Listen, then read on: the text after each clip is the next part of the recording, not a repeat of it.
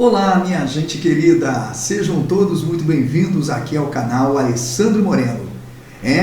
O doutor deu as caras novamente, aquele que me bloqueou, excluiu o meu convite super educado para um debate, depois de ter falado asneira neste podcast aí, vendendo gato por lebre. Mostrei para vocês que hoje se tornou muito comum descarregar títulos, currículos em defesa de argumentos ou até mesmo de certas proposições ditas acadêmicas, como se os títulos validassem as proposições. Esse camarada aí, minha gente, desta vez foi além da fé. Além da fé. Eu gostaria de perguntar a você que está assistindo este vídeo, que com certeza vai dar o like, vai se tornar membro do canal depois desta abordagem que eu vou trazer aqui. Preste sua atenção. Como você, que é um cristão ou um não cristão, independente de ser cético, ateu e religioso, ou pertencente a qualquer segmento, responderia a estas afirmações aqui? Principalmente para você que vive criticando a Bíblia, de forma geral, sem ter o conhecimento profundo da Bíblia como um documento histórico, um documento de uma época, de um povo, dentro de uma culturidade, de uma linguisticidade, entender a Bíblia como um monumento literário, histórico-social de intervenção. Se você não conhece a Bíblia dentro desta estrutura, fica quietinho, porque senão você passa vergonha. Então, você vai ter motivo para, depois deste vídeo, fazer a sua assinatura para ganhar 2 cursos e ter acesso à nossa Bíblia Online, a melhor Bíblia de pesquisa para silenciar doutor como este aí. Vamos ouvir, porque eu não vou passar esta raiva sozinho, não. Escute isso aí, ó. E por escritores totalmente diferentes entre si, com repertórios diferentes, escrevendo com estilos literários diferentes, e quando nós comparamos esses textos, não há uma só contradição. E contextos históricos diferentes também, totalmente diferentes. Olha. Vocês ouviram? Vamos voltar aqui. O que ele disse que não há? Diferentes, e quando nós comparamos esses textos, não há uma só contradição. Uma só contradição. E aí, você que tem canal no YouTube, como é que você responderia para este doutor? Imagine num debate. Há ou não contradição? Quais são as formas e tipos de contradições que nós podemos encontrar na Bíblia? Aquelas vamos chamar simplesmente redacionais, aquelas de cunho moral, as contradições intertextuais. Afinal, quais são as contradições?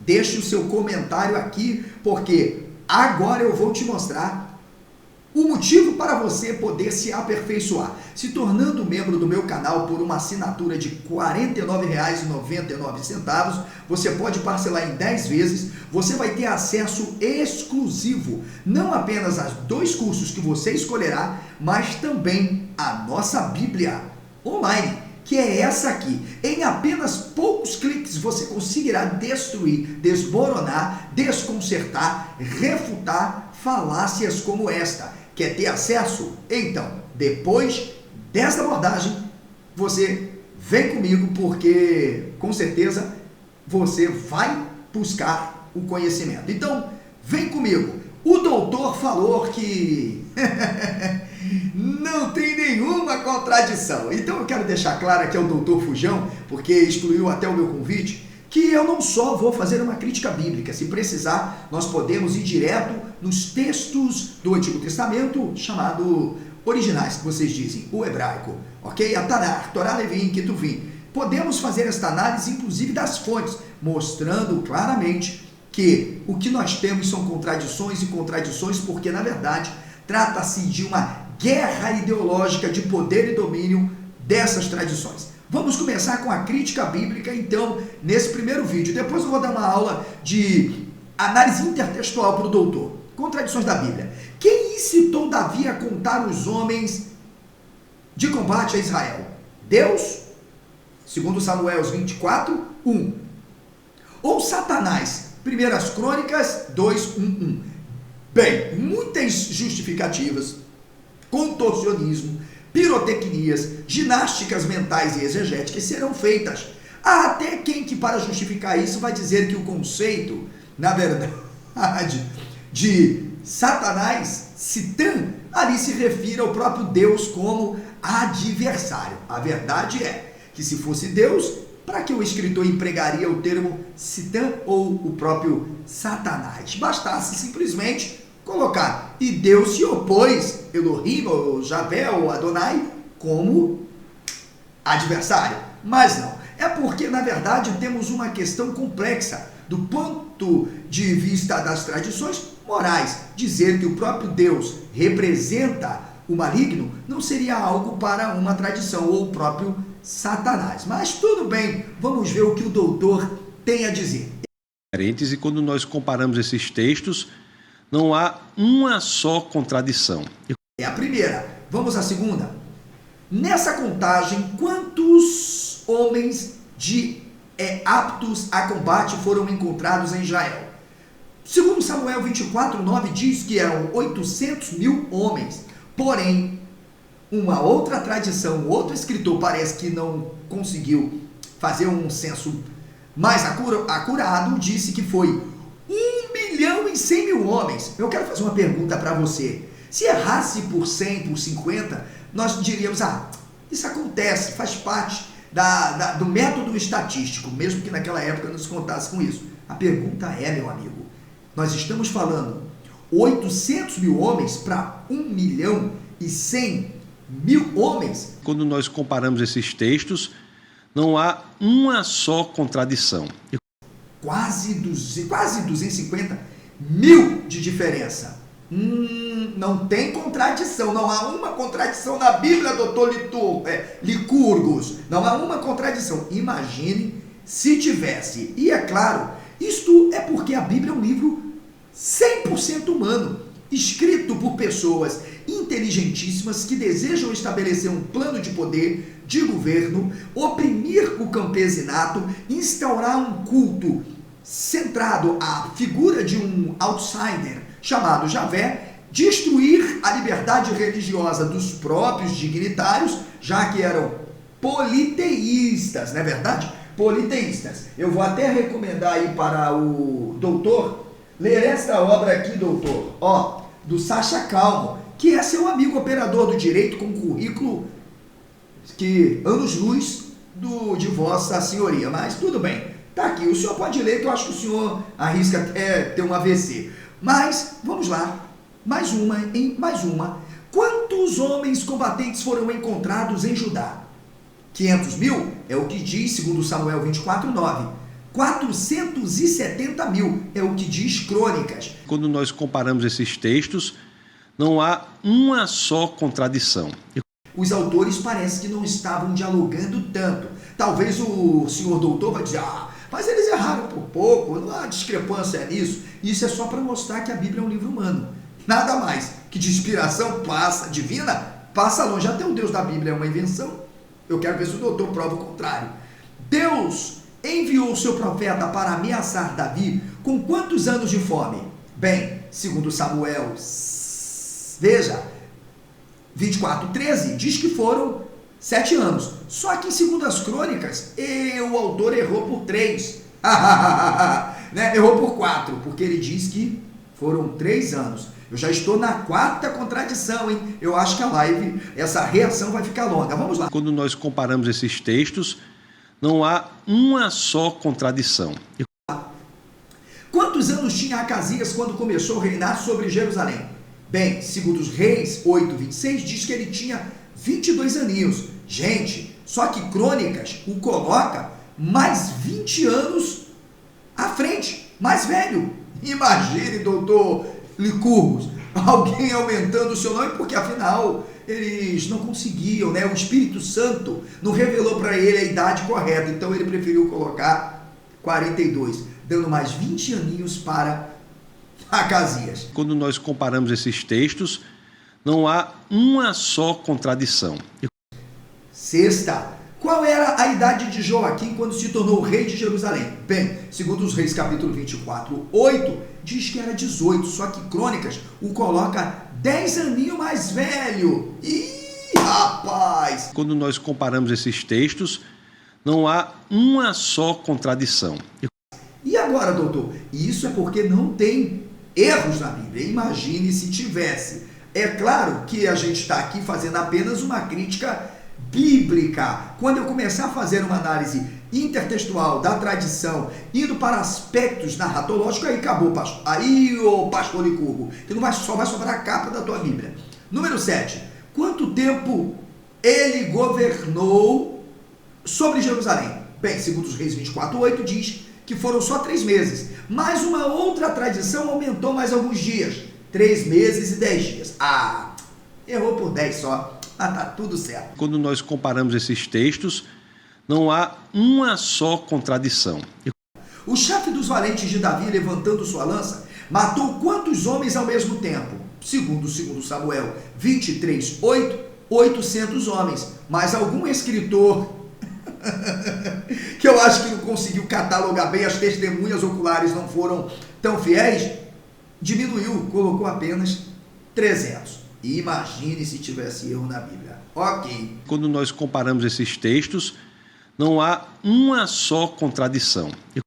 Contradições, né? Quando Davi levou a Arca da Aliança a Jerusalém, antes da derrota dos filisteus ou depois? Segundo Samuel, veja, 5:6, mas só que Crônicas diz que foi depois. Foi antes. Ih, rapaz, que coisa, hein? Deu ruim. Quantos pares de animais limpos que Deus disse a Noé para levar para a arca?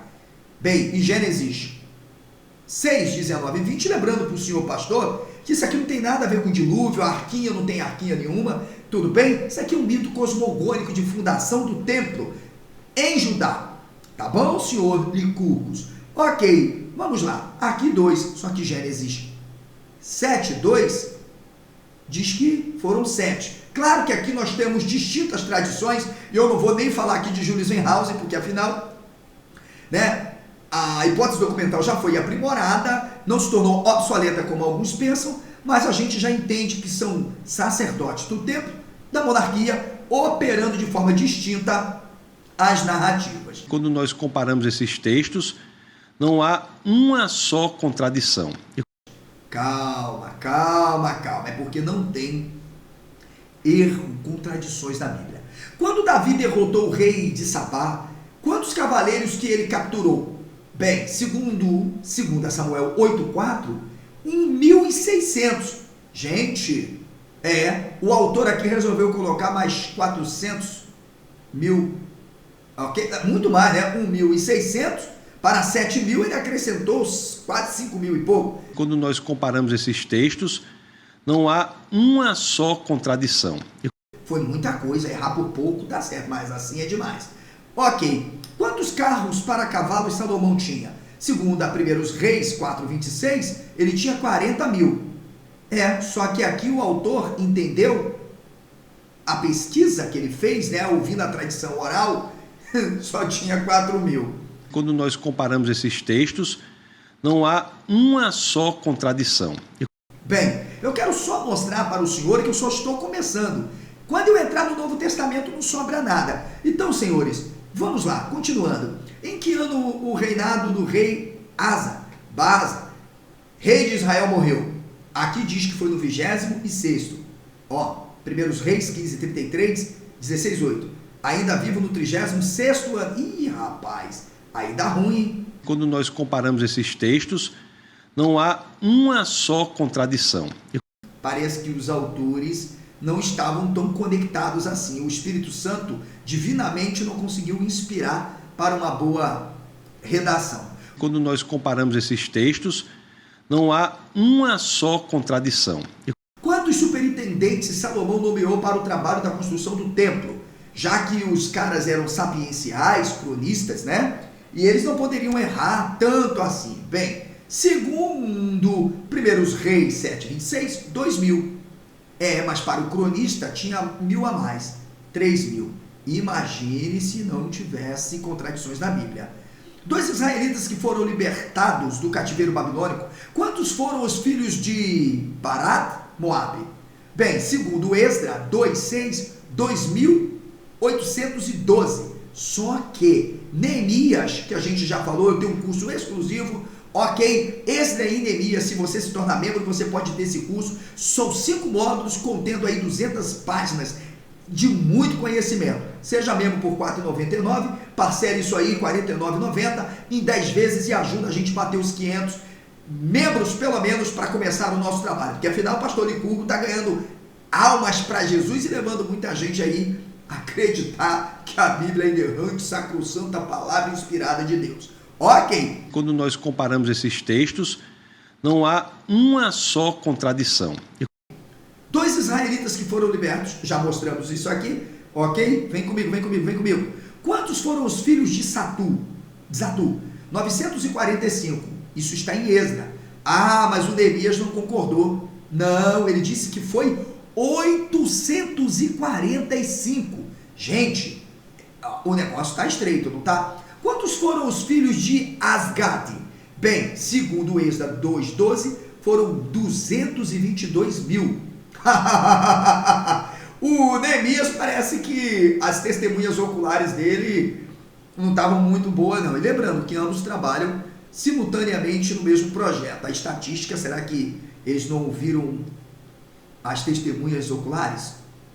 Ok? Quantos eram os filhos? Então, quero mostrar para você que eu não preciso prolongar a minha live, pois só neste esboço eu separei mais de 100 contradições ipsilíteres na Bíblia. Isto só em português. Se for analisar os textos em hebraico, só vai sobrar a capa. E aí vamos ter contradições de todos os gêneros. Contradições morais, um Deus, que eu não posso usar a expressão aqui, que manda entranhar a espada até em mulher grávida, violentar mulheres virgenzinhas, cabacinhos, e tudo mais que você possa imaginar, nós traremos para mostrar as contradições, não só redacionais, textuais, narratológicas, como também morais, de um Deus que não existe, pois é uma invenção de acordo com a própria documentação. Ah, diga-se de passagem, o cara tinha até uma mulher, uma deusa chamada Asherah, que com raiva por ter sido traído, supostamente, né, revoltado pelo balacobaco com El, ele resolveu excluí-la dos seus aposentos. Ah, calma aí, calma. Vamos a um pouquinho do Novo Testamento? Senão ia ficar sem graça, né? Qual filho de Zorobabel era o antepassado de Jesus Cristo? Bem, segundo Mateus, era Abiúde.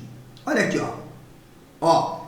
Isto é porque os escritores historicizaram. Imagine se não historicizassem. Reza, Lucas, 3:27. Eu acho que o pastor não anda lendo muito a Bíblia não, hein? Quando nós comparamos esses textos, não há uma só contradição. Mas os 7 filhos de Zorobabel são os seguintes: Meshulam, Ananias, Rashba, olha aqui, Ohel, Beriah, Azadia, Resed. Opa, cadê? Deu ruim. Os nomes Abiúde e Reza não se encaixam em qualquer maneira nesta lista. Vou até tomar uma água, porque deu até soluço. Então, você quer ter acesso a uma Bíblia que te facilite a vida para, num estalar de dedo, refutar essas falácias teológicas, exegéticas, pirotécnicas, né, ginásticas mentais feitas pelos apologetas com títulos de doutores?